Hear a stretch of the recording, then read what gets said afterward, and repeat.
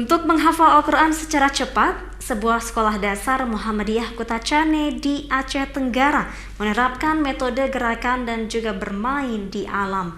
Metode ini memudahkan anak-anak untuk menghafal.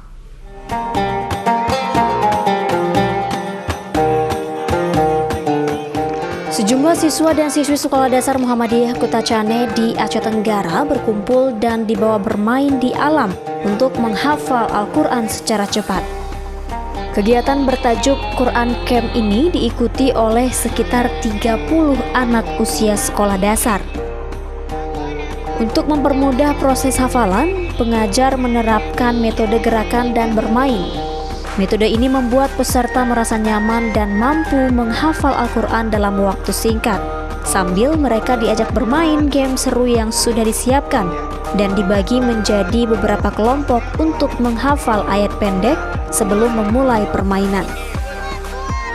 Kegiatan menghafal dilakukan mulai jam 8 pagi hingga setengah 1 siang.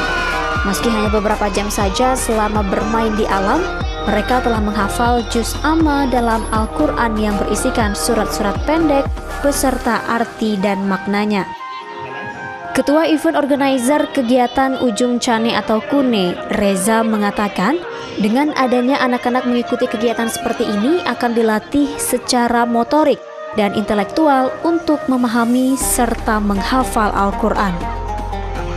Dengan adanya Al-Quran Camp ini, mereka dididik karakternya sesuai dengan ajaran yang ada, sesuai dengan tuntunan Al-Quran.